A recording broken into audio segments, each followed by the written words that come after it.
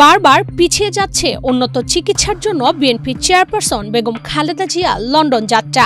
প্রায় 2 সপ্তাহ ধরে রাজধানীর এফআর কেয়ার হাসপাতালে চিকিৎসাধীন সাবেক এই প্রধানমন্ত্রীকে ব্রিটিশ চিকিৎসকদের পরামর্শে শুক্রবার সকালের মধ্যে লন্ডনে নিয়ে যাওয়া হবে বলে জানিয়েছিলেন বিএনপির নেতারা। তবে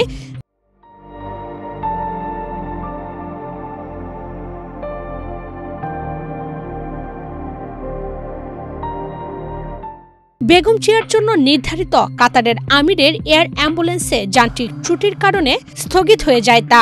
এরপর জানানো হয় 7 ডিসেম্বর লন্ডনের উদ্দেশ্যে রওনা হবেন খালেদা জিয়া, কিন্তু ইতোমধ্যে সেটিও বদলে গেছে। নতুন আরেকটি তারিখ আলোচনায় এলেও শেষ পর্যন্ত বিএনপি চেয়ারপারসনকে বিদেশে নিয়ে যাওয়া সম্ভব হবে কিনা এখনই কেউ নিশ্চিত করে তা বলতে পারছেন না। শুরুতে এয়ার অ্যাম্বুলেন্সের ত্রুটির কারণে যাত্রা স্থগিত হলেও এখন মূল কারণ হয়ে উঠেছে বেগম জিয়ার শারীরিক অবস্থা। লন্ডন যাত্রায় দীর্ঘ ভ্রমণে ধকল তিনি সইতে পারবেন কিনা এটি হয়ে উঠেছে চিকিৎসকদের মূল ভাবনা। কারণ যে অবস্থা পর্যবেক্ষণ করে ব্রিটিশ চিকিৎসক রিচার্ড বিয়েল খালেদা জিয়াকে লন্ডনে নেওয়ার পরামর্শ দিয়েছিলেন, বর্তমানে তার অবস্থা সেই পর্যায়ে নেই। লিভার, কিডনি ও হার্টের জটিলতার পাশাপাশি খালেদা জিয়ার পাকস্থলীতে রক্তক্ষরণ হচ্ছিল। শুক্রবার এন্ডোস্কোপির মাধ্যমে সেই রক্তক্ষরণ সফলভাবে নিয়ন্ত্রণে আনা গেছে। এরপর চিকিৎসকরা তাকে 48 ঘন্টার পর্যবেক্ষণে রেখেছেন।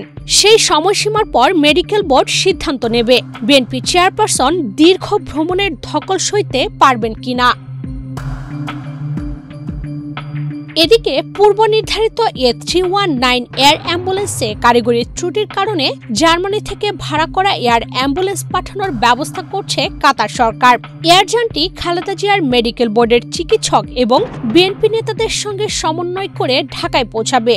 প্রাথমিকভাবে এই এয়ার অ্যাম্বুলেন্সটি 6 ডিসেম্বর বিকেলে ঢাকার হযরত শাহজালাল আন্তর্জাতিক বিমানবন্দরে অবতরণ ও পরদিন 7 ডিসেম্বর ঢাকা থেকে যাত্রার কথা ছিল।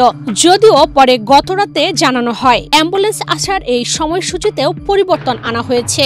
নতুন সূচি অনুযায়ী এয়ার অ্যাম্বুলেন্সটি 10 ডিসেম্বর ঢাকায় আসার কথা রয়েছে। তবে সবকিছুই নির্ভর করছে বেগম জিয়ার শারীরিক অবস্থার উপর।